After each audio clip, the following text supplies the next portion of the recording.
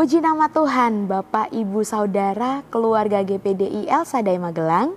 Bersyukur bahwa pada saat ini kita dapat bertemu kembali di dalam Renungan 79. Mari terus mengalami pertumbuhan dengan Tuhan dalam 365 hari yang mengubahkan hidup Anda. Rise up, bangkit, bergerak, berdampak. Baik, puji nama Tuhan Bapak Ibu Saudara, kita akan kembali bersama-sama merenungkan kebenaran firman Tuhan yang pada saat ini terdapat di dalam kitab Kejadian, pasalnya yang ke-45 di ayatnya yang ke-5. Baik, kita akan membahas satu ayat ini dan kita akan melihat apa observasi, interpretasi, dan aplikasi bagi setiap kehidupan kita. Baik, mari kita melihat di dalam Kejadian pasal 45 di ayat yang ke-5. Demikianlah kebenaran firman Tuhan. Tetapi sekarang janganlah bersusah hati dan janganlah menyesali diri karena kamu menjual aku ke sini. Sebab untuk memelihara kehidupanlah Allah menyuruh aku mendahului kamu. Baik, puji nama Tuhan ya Bapak Ibu. Di renungan pada saat ini, seringkali mungkin kita akan menghadapi situasi sulit yang membuat kita bertanya, mengapa hal ini bisa terjadi di dalam setiap kehidupan kita? Atau mungkin kita merasa bahwa kita dikhianati, kita diperlakukan dengan tidak adil, atau mengalami penderitaan yang mungkin di masa yang akan mendatang membuat kita semakin menderita. Tetapi di dalam ayat ini kita akan melihat bagaimana Yusuf yang mengalami pengkhianatan, yang mengalami ancaman dari saudara-saudaranya. Di sini Yusuf tidak menyimpan dendam, melainkan memahami bahwa semua yang terjadi adalah bagian dari rencana Allah. Di dalam Kejadian pasal 45 di ayatnya yang ke-5 ini adalah salah satu peristiwa yang sangat penting ketika Yusuf mengungkapkan identitasnya, ya, mengungkapkan siapa dirinya kepada saudara-saudaranya dan meyakinkan mereka untuk tidak bersedih atau merasa bersalah kepada mereka. Dan Yusuf juga menyadari bahwa Allah memakai setiap pengalamannya, setiap prosesnya, baik itu pengalaman baik atau buruknya, itu untuk tujuan yang lebih besar. Bagaimana dia telah menyelamatkan banyak sekali orang yang kelaparan, ya.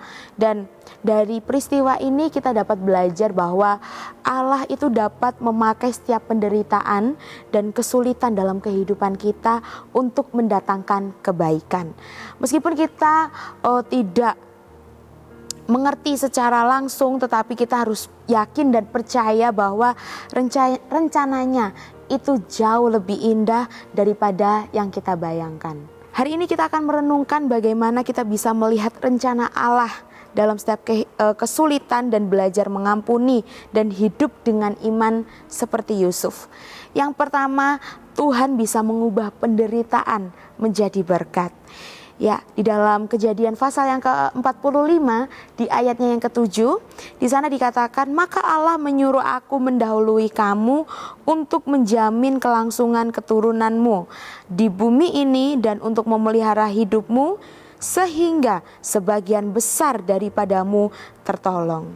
Ya, seperti yang kita tahu bahwa Yusuf mengalami penderitaan, bahwa ketika bersama dengan saudara-saudaranya, ketika dia masih tinggal bersama dengan ayahnya, dia dijual oleh saudara-saudaranya. Lalu setelah dijual, selanjutnya dia dipenjarakan karena memiliki masalah dengan istri Potifar. Lalu yang terakhir dia dilupakan. Bagaimana seorang Yusuf yang takut akan Tuhan, yang taat kepada Tuhan, dia mengalami proses sedemikian rupa untuk menjadi pribadi yang memiliki iman yang terus teguh kepada Tuhan. Bagaimana Tuhan menggunakan setiap proses yang dialami Yusuf untuk kebaikannya. Bagaimana bentuk proses yang dialami Yusuf itu adalah bentuk dari dirinya dapat diubahkan menjadi orang yang lebih setia kepada Tuhan, menjadi lebih taat kepada Tuhan. Nah, di saat ini Bapak Ibu, kita dapat melihat ya bagaimana mungkin ketika kita mengalami kesulitan atau kita mengalami segala hal yang dapat membuat kita jatuh, membuat kita khawatir, membuat kita takut, ingatlah bahwa Tuhan itu bisa memakai itu semua untuk rencana yang lebih besar dalam kehidupan kita. Selalu ingat bahwa rencana Tuhan itu akan mendatangkan damai sejahtera, bukan mendatangkan kecelakaan. Jadi setiap apapun yang baik dalam setiap kehidupan kita, ketika itu berasalnya dari Tuhan, maka lakukanlah. Hanya lakukanlah. Jangan pernah protes ketika kita diutus Tuhan untuk melakukan apapun itu. Mungkin itu akan susah, mungkin itu akan menguras setiap energi kita, setiap apapun yang ada dalam kehidupan kita. Tetapi ingat bahwa itu selalu yang terbaik dalam kehidupan kita ketika itu berasalnya dari Allah. Lalu yang kedua adalah pengampunan membawa pemulihan. Di dalam Kejadian pasal yang ke-45 di ayat yang ke-15, di sana dikatakan diciumnyalah semua saudaranya itu dengan menangis, barulah kemudian saudara-saudaranya itu bercakap-cakap dengan dia. Ya, di sini kita dapat melihat ya bagaimana mungkin kita sebagai manusia kita bisa berpikir bahwa Yusuf bisa saja membalas dendamnya kepada saudara-saudaranya. Tetapi di sini kita dapat melihat dan kita dapat belajar bahwa Yusuf akhirnya memilih untuk mengampuni saudara-saudaranya. Bagaimana pengampunan itu adalah membebaskan hati dari kepahitan, membebaskan hati dari dendam, dari benci, dari akar pahit. Dan kita juga diajak untuk belajar mengampuni seperti Yusuf. Ya, tidak menutup kemungkinan banyak sekali yang terjadi dalam setiap kehidupan kita, tidak hanya soal kebaikan, tetapi mungkin orang-orang di sekitar kita tidak sengaja itu menyakiti hati kita, maka yang harus kita lakukan adalah mengampuni. Karena mengampuni itulah yang dapat menimbulkan kasih, yang dapat menimbulkan sukacita, dan banyak hal positif yang dapat kita bagikan, terutama berkat bagi setiap kehidupan mereka. Dan lalu yang terakhir yaitu percaya pada rencana Tuhan yang lebih besar. Di dalam Kejadian pasal yang ke-45 di ayat yang ke-8 di sana dikatakan, jadi bukanlah kamu yang menyuruh aku ke sini, tetapi Allah, dialah yang telah menjadikan aku seperti ayah bagi Firaun dan tuan atas seluruh istananya dan sebagai kuasa atas seluruh tanah Mesir. Ya, Yusuf melihat bagaimana Yusuf melihat hidupnya itu dari sudut pandang Tuhan, dari kacamatanya Tuhan. Ya, kita mungkin tidak mengerti setiap apa yang terjadi dalam kehidupan kita ke depannya, tetapi Tuhan itu selalu memiliki tujuan yang baik dalam setiap kehidupan kita. Dan yang harus kita lakukan adalah tetap terus percaya kepadanya dan melakukan dengan sepenuh hati, dengan kerendahan hati, tanpa perlu bersungut-sungut, tanpa perlu marah, tanpa perlu menjauhkan diri dari Tuhan. Dan ingat bahwa apapun yang terjadi dalam setiap kehidupan kita, semuanya itu selalu mendatangkan kebaikan ketika kita mengandalkan Tuhan. Jadi Bapak Ibu yang dikasihi oleh Tuhan, ya kita dapat melihat bersama-sama bahwa di dalam ayat ini kita dapat belajar untuk kita tidak menyerah saat menghadapi kesulitan. Kita dapat mengampuni setiap kehidupan mereka yang mungkin menyakiti setiap kehidupan kita. Dan selalu percaya bahwa Tuhan itu memiliki rencana yang sangat sempurna. Jadi Bapak Ibu, kita dapat melihat ya, ada beberapa renungan yang dapat kita renungkan bersama-sama. Apakah setiap kehidupan kita masih menyimpan dendam kepada orang lain? Dan juga apakah kita dapat percaya bahwa Tuhan bisa mengubahkan penderitaan kita itu menjadi berkat? Mari kita terus menguatkan setiap kehidupan kita.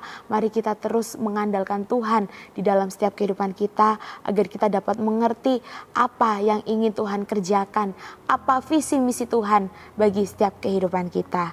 Baik, puji nama Tuhan Bapak Ibu Saudara, biarlah kebenaran firman Tuhan, Renungan 79 pada saat ini dapat memberkati kita semua. Dan bagi Bapak Ibu yang ingin didoakan untuk pokok doa tertentu atau ingin menceritakan kesaksian baik mujizat kesembuhan atau pemulihan masalah keluarga, dapat disalurkan melalui chat WhatsApp di nomor 081 327 420 088. Baik, puji nama Tuhan, biarlah firman Tuhan ini dapat terus tertanam di dalam setiap kehidupan kita dan terus kita aplikasikan dalam setiap kehidupan kita. Kita akan mengakhiri renungan pada saat ini dengan bersatu di dalam doa. Mari kita berdoa. Terima kasih Bapa, bersyukur kepadamu Tuhan atas renungan firman Tuhan yang telah kami renungkan bersama-sama. Biarlah ini yang menjadi teguran bagi setiap kehidupan kami. Bagaimana kami ingin menjadi anak-anak-Mu yang dapat mengampuni orang-orang yang ada di sekitar kami. Mengasihi mereka tanpa kami harus merasa bahwa Engkau itu satu-satunya yang mengasihi kami, dan kami ingin terus juga mengasihi mereka seperti Engkau mengasihi kami. Terima kasih Bapa, jauhkan kami dari sifat-sifat kepahitan, sifat-sifat benci, apapun yang bukan berasalnya dari Tuhan. Biarlah Roh Kudus yang terus menuntun setiap kehidupan kami, yang memimpin kami agar kami mengerti apa yang menjadi tujuan kami di dalam kehidupan kami selanjutnya. Terima kasih Bapa yang baik, kami bersyukur kepada dan berbahagialah keluarga GPDI El Shaddai Magelang yang Engkau pilih dan yang Engkau suruh mendekat untuk diam di pelataran-Mu. Kiranya keluarga GPDI El Shaddai Magelang menjadi kenyang dengan segala yang baik di rumah-Mu, di bait-Mu yang kudus. Terima kasih Bapa, bersyukur kepadamu, menyerahkan semuanya hanya dengan satu nama yang ajaib, yaitu di dalam nama Tuhan Yesus Kristus. Kami telah berdoa dan mengucap syukur. Haleluya. Amin.